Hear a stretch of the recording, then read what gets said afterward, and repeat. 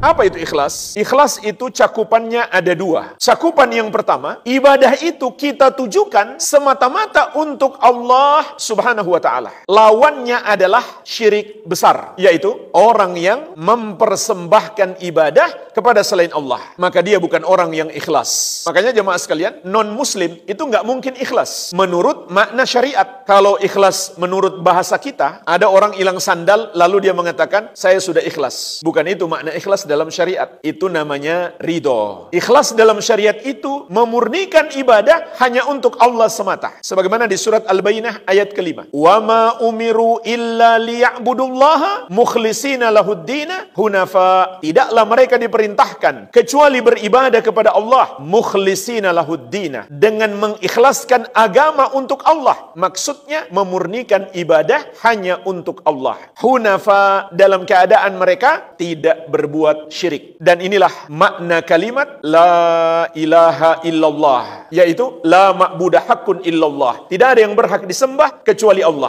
Oleh karena itu, kalimat la ilaha illallah disebut juga kalimat ikhlas. Dan surat Qul huwallahu ahad dinamakan surat Al-Ikhlas, padahal di dalamnya tidak ada kata-kata ikhlas. Surat An-Nas dinamakan surat An-Nas karena ada kata An-Nas.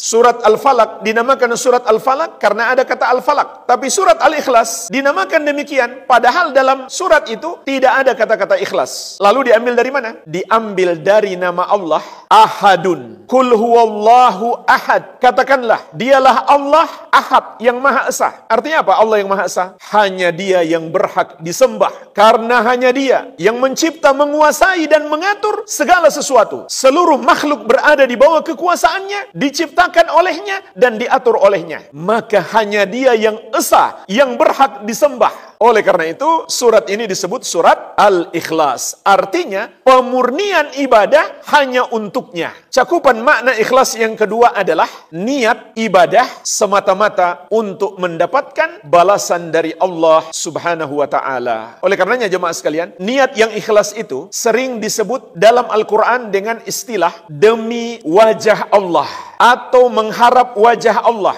atau mencari wajah Allah. Contoh, Allah Subhanahu wa ta'ala berfirman tentang ucapan orang-orang yang ikhlas, innama nut'imukum liwajhillahi la nuridu minkum jazaa'a wala syukura. Kami memberi makan kepada kalian demi wajah Allah. Kami tidak berharap dari kalian balasan, tidak pula sekedar ucapan terima kasih. Makanya kalau kita berbuat baik kepada orang, lalu dia nggak berterima kasih, kemudian kita marah, itu patut kita koreksi niat kita. Jangan-jangan kita nggak ikhlas. Orang yang ikhlas itu semata-mata yang dia harapkan wajah Allah. Apa maksudnya jemaah sekalian? Mengharap wajah Allah? Maksudnya adalah agar Allah masukkan kita ke dalam surga, kemudian mendapatkan nikmat terbesar penghuni surga, yaitu melihat wajah Allah Subhanahu wa ta'ala. Sebagaimana Allah Subhanahu wa ta'ala berfirman, lilladzina ahsanul husna wa ziyadah. Bagi orang-orang yang berbuat baik akan mendapatkan surga dan tambahannya. Para sahabat menafsirkan yang dimaksud dengan tambahannya adalah an-nadharu ila wajhillah azza wa jalla, melihat kepada wajah Allah Subhanahu wa ta'ala. Makanya para ulama mengingatkan, kalau seseorang tidak beriman Allah punya wajah, dia terancam tidak bisa melihat wajah Allah. Sebab ada sebagian orang mengatakan wajah Allah itu bukan wajah beneran. Allah nggak punya wajah. Karena logika mereka, kalau Allah punya wajah, padahal makhluk punya wajah, berarti itu sama saja menyamakan Allah dengan makhluk. Maka itu logika yang tidak tepat. Sebab kalau saya mengatakan manusia punya wajah, padahal hewan juga punya wajah, maka tentu saya tidak bermaksud menyamakan wajah manusia dengan hewan. Sebab wajah manusia dan hewan tidak sama. Hanya sama disebut wajah, tapi hakikatnya berbeda. Maka bagaimana lagi antara Allah dengan makhluk? Wajah Allah adalah wajah yang maha agung, Dzul Jalali wal Ikram, wajah yang memiliki keagungan dan kemuliaan, sedikit pun tidak sama dengan wajah makhluk. Laisa kamitslihi syai'un wa huwas samiul basir. Tidak ada yang serupa dengannya, dan Dia maha mendengar lagi maha melihat. Jadi mengharap masuk surga